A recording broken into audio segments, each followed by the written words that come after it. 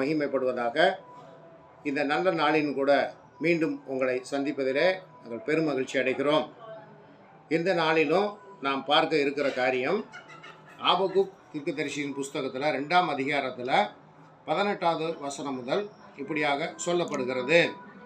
சித்திரக்காரனுக்கு அவன் செய்த சுரூபமும் ஊமையான தெய்வங்களை உண்டு பண்ணி நான் உருவாக்கின சுரூபத்தை நம்பினவருக்கு வார்ப்பிக்கப்பட்டதும் பொய் போதகம் பண்ணுகிறதுமான விக்கிரமும் எண்ணத்துக்கு உதவும். மரத்தை பார்த்து விழி என்றும் ஊமையான கல்லை பார்த்து எலும்பு என்று சொல்லுகிறவனுக்கு ஐயோ, அது போதிக்குமோ?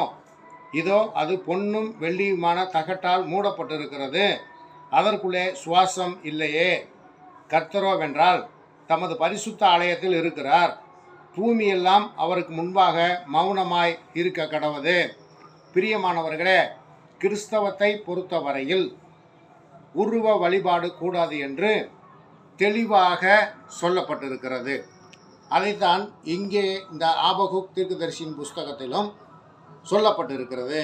பிரியமானவர்களே, இங்கே சொல்லப்பட்டிருக்கிறதை நாம் பார்ப்போமானால், அந்த ஊமையான விக்கிரகங்கள் அது பேசவும் பேசாது, பார்க்கவும் பார்க்காது, கேட்கவும் கேட்காது, அதற்கு சுவாசம் இல்லை.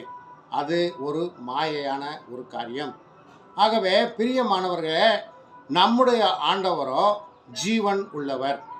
அவர் நாம் பேசுகிறதையும் நாம் யோசிக்கிறதையும் நாம் செய்கிற ஒவ்வொரு காரியத்தையும் நாம் சிந்திக்கும் ஒவ்வொரு காரியத்தையும் அவர் பார்க்கிறவராக, கேட்கிறவராக, அவர் கவனிக்கிறவராக இருக்கிறார்.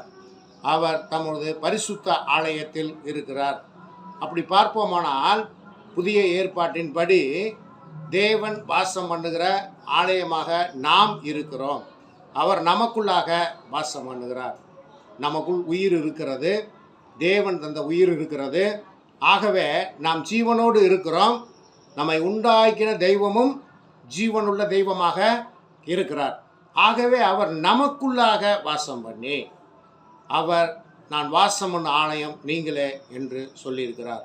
ஆகவே பிரியமானவர்களே, உண்மை கிறிஸ்தவர்களாக நீங்கள் காணப்பட வேண்டுமென்றால் உருவ வழிபாட்டை நீங்கள் விட்டு நீங்கள் ஆவி என்னும் தெய்வமாகிய பரிசுத்த ஆவியானவரையும், பரிசுத்த ஆவியை நமக்கு தந்தறின இயேசு கிறிஸ்துவையும், இயேசு கிறிஸ்துவை பூமிக்கு அனுப்பின நம்முடைய பிதாவாகிய தேவனையும் நீங்கள் விசுவாசித்து, அவர் நமக்கு வேதாகமத்தின் மூலம் என்ன சொல்லி இருக்கிறாரோ அதை கடைபிடித்து அதன் வழியிலே நடந்தால், நாம் இந்த பூமியில் இருக்கும் பொழுதும் சரி, இந்த பூமியை விட்டு நாம் கடந்து செல்லும் பொழுதும் தேவனுடைய ராஜ்யத்தை சுதந்திரித்துக் கொள்வோம் என்று இதன் மூலம் உங்களுக்கு நாங்கள் தெரிவிக்கிறோம். கர்த்தர் தாமே இந்த காரியங்களை ஆசீர்வதிப்பாராக. கர்த்தருக்கு ஸ்தோத்திரம்.